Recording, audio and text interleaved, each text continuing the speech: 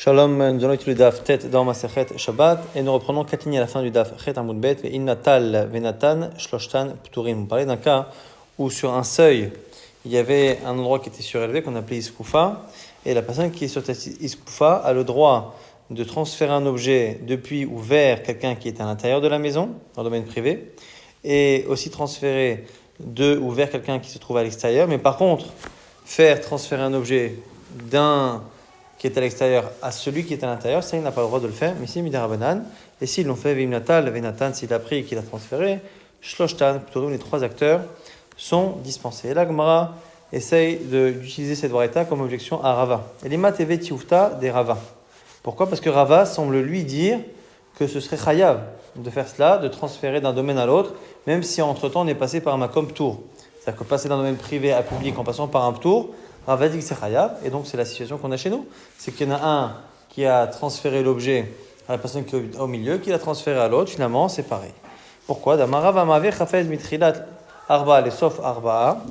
Celui qui transfère un objet depuis le début des 4 amot qu'il y a à côté de lui. Puis je rappelle que chacun est considéré comme étant dans un domaine qui commence là où il est et qui se prolonge jusqu'à 4 amot 2 mètres.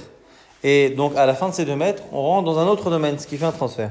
Celui qui transfère depuis là où il démarre jusqu'à la fin des 4 amot, mais il passe entre-temps par un endroit qui est patour, afalpi chez Eviro, derrière Hala, même s'il est passé au-dessus, en l'air, par Makom Tour, il est chayav. Et donc, du coup, peut-être que Rava se retrouverait objecté par rapport à la vraie qu'on vient de dire. La Gemara dit non, il y a une différence. Atam lonach achanach. Il y a une différence dans le cas de Rava et dans le cas chez nous. Dans un cas, il a été posé. Dans un autre cas, ça n'a pas été posé. Dans le cas de Rava, pourquoi c'est chayav ? Parce qu'on est passé du privé au public, ou ici, de 2 endroits dans le domaine public, de là où je suis à 4 amot plus loin. Je suis passé de l'un à l'autre sans m'arrêter entre-temps. Donc même si je suis passé par le Makom Tour, on ne s'est pas arrêté dans le Makom Tour. Alors que dans le cas de la Iskoufa, eh bien, la personne qui a transféré depuis l'intérieur a déposé au milieu chez la personne qui est dans la Iskoufa, donc il y a eu un dépôt, donc la Melacha s'est arrêtée, et c'est une deuxième action qui redémarre après. On reprend la suite sur de cette même Braïta, Cherim Omrim, d'autres disent, donc c'est la vie de Rabbi Meir, Omrim Iskoufa, Meshameshesh Tereshuyot. Au lieu de dire que la Iskoufa, c'est Makom Tour, on va dire que la Iskoufa, elle a un statut qui peut changer. Et comment ? Bismash Apetar Patouar, lorsque la porte est ouverte, Kelifnim, elle a un statut d'intérieur. Donc ce seuil-là, surélevé, fait partie de quelque chose qui est intérieur lorsque la porte est ouverte. Par contre, Petach Naoul, quand la porte est fermée, Kelachut, ce seuil sera considéré comme étant quelque chose d'extérieur, donc le domaine public. Ça, c'est ce que Acherim nous disent au sujet de la Iskoufa. Alors avant de passer à l'objection de la Gemara, on va préciser dans quelle situation on imagine pour l'instant le cas. Donc Iskoufa, c'est un seuil. On peut soit parler d'un seuil d'une porte, soit d'une porte de maison, soit de la porte d'un mavoy. Donc le mavoy, c'est cette sorte d'impasse qui donne sur plusieurs cours et donc sur plusieurs maisons. Et donc à l'entrée de ce mavoy, Minatora, c'est un endroit où on pourrait porter, mais les sages ont estimé que ce genre d'impasse ressemblait trop aux rues et que les gens pouvaient finir par porter dans une rue du domaine public si on laissait porter dans un mavoy. Donc ce mavoy-là, pour qu'on puisse y porter, on est obligé de faire un équerre. On l'avait vu au début dans les premiers tapim. Donc un lechi, une poutre au niveau de l'entrée, ou une kora, plutôt un poteau lechi, ou une kora, une poutre qui est située en l'air de manière horizontale. Donc soit au sol, on a un lechi, soit en l'air, on a une poutre qui est positionnée de manière horizontale. Et donc ce lechi permet de porter à l'intérieur. Là pour l'instant, la Gemara imagine que la skoufa dont on parle, donc ce seuil surélevé dont on parle depuis le départ, eh bien, il n'est pas à la porte de la maison, mais il est à la porte, il est sur le seuil du mavoy. C'est-à-dire que d'un côté, il y a le domaine public, et de l'autre côté, on a ce mavoy-là, donc cette impasse, dans laquelle on ne peut porter que si on a un lechi. Et justement, par rapport à cela, l'agma dit, dédite les lechi, l'agma dit, attends, mais chez nous, on parle d'un cas où on porte alors qu'il n'y a pas de lechi, et pourtant, Raprama Bargouya a dit, Tor. Si on veut porter dans la partie qui est le seuil, donc la partie où on met le lechi, dans cette largeur-là du lechi, il faut un deuxième lechi, un deuxième poteau pour autoriser à porter à cet endroit. Le poteau, un seul poteau autorise à l'intérieur, mais pour porter dans cette entrée-là, dans le seuil même, il faut un deuxième. La Gemara dit Vechitema, des lidbe arba à l'arba, que peut-être que le iskoufa dont on parle ne possède pas la superficie de 4 sur 4. La Gemara dit non, pas du tout. Va marav chama barou, et un marav, Ravadi, tochapeta, chafalpi, shen bo arba à l'arba, tsarich lechi. Même s'il n'y a pas 4 sur 4, il faut lechi achel, la tiro, un deuxième lechi. Donc on se pose la question comment c'est possible de porter. La Gemara va donner deux réponses. La première au nom de Rav. Amarav idam marav, achab iskoufat mavoy, askinan, chetzio mekore, vechetio sheno mekore. On parle ici d'un seuil, effectivement, d'un mavoy, mais qui est en partie couverte et en partie non couverte. Curio clapé panim, mais la partie couverte donne vers le mavoy, donc la partie intérieure. Pétar patoir kelifnim. Et à ce moment-là, pétar naoul, kelachos, là, à ce moment-là, comme une partie couverte, une partie découverte, eh bien, on comprend que finalement, le fait qu'il soit lui-même un peu ambigu, en fonction de la porte, qu'elle est fermée ou pas fermée, on considérera la partie couverte comme étant intérieure ou comme étant extérieur. Ça, c'est la première réponse. Ravashi Amar propose autre chose. Dans l'âme, Biskoufat Ba'it Askinan dit non, finalement, on revient, on parle de Biskoufat Ba'it, que finalement c'est le seuil d'une maison. Vekegon, Shekara Bishti Korot, et on parle d'un cas où il y a deux korot, donc deux poutres qui ont été mises, chez Enbazo Arba'a, Ven Bazo Arba'a, dans laquelle il n'y a pas 4. Donc finalement, on est sur une maison. Devant la maison, il y a deux grandes poutres qui soutiennent, qui sont devant le seuil. Ve'en benzolazo shalosh, et il n'y a pas plus de 3 tfachim entre les deux. Ve'delet ba'emtsa, et la porte est entre les deux poutres. Petar patoar klapé panim, et naoul kelachutz. Et donc du coup, ici, ça prolonge un peu la porte. Ces deux poutres qui sont devant le seuil prolongent un peu la maison de telle sorte à ce que, en fonction de la situation de la porte fermée ou ouverte, eh bien, on considérera que c'est considéré comme étant à l'intérieur de la maison ou à l'extérieur. Si par contre on nous dit que si la eskoufa était haute de 10 farim, vers Chava Arba, et qu'elle faisait 4 sur 4, ça devient un domaine à part entière.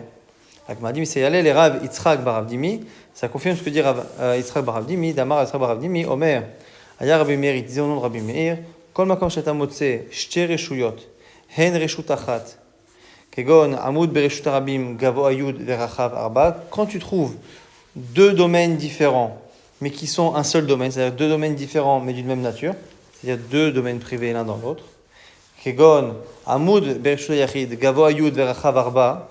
Donc par exemple, quelque chose de surélevé, qui fait 10 de hauteur, qui fait 4 sur 4 de superficie, et donc il y a un domaine privé, on n'a pas le droit du domaine privé de transférer dans ce domaine privé qui se trouve à l'intérieur. Pourquoi ? Même si Minatora s'est autorisé, de peur que finalement on en vienne à le faire un jour dans le domaine public. Donc on ne doit pas poser même dans le domaine privé, dans un petit domaine privé qui se situe au milieu. Donc c'est pour ça que par rapport à l'eskoufa, on a dit que si elle faisait aussi 10 de hauteur et 4 sur 4, ça pose un problème parce qu'on estime que c'est un autre domaine privé et qu'on ne doit même pas transférer d'un domaine privé à ce nouveau domaine privé. On a une nouvelle Mishnah maintenant. On passe à tout ce qui est interdit qui commence depuis le vendredi. Donc les choses qu'on n'a pas le droit de faire vendredi après-midi de peur de se prolonger pendant Shabbat. Et comme on parle de cela et de ce qui est interdit à partir de l'heure de Mincha, mais finalement la Mishnah va aussi rapporter des cas qui sont interdits en général l'après-midi, même en semaine. Un homme ne doit pas s'asseoir devant le coiffeur juste avant l'heure de Mincha. Achit Palel, avant d'avoir fait cette fila. Donc là, ici, on n'est pas en rapport avec Shabbat, c'est de manière générale de peur de rater l'horaire de Mincha. Mais après la suite, c'est par rapport à Shabbat. Un homme ne doit pas rentrer dans les établissements de bain, dans un endroit où on tanne les peaux, donc c'est son endroit de travail. Et pas se mettre à table. N'est pas non plus s'asseoir, faire un jugement en tant que Dayan. Donc tout ça donc, à partir de l'heure du Mincha. Ici on a commencé, en mafsikin, on n'arrête pas.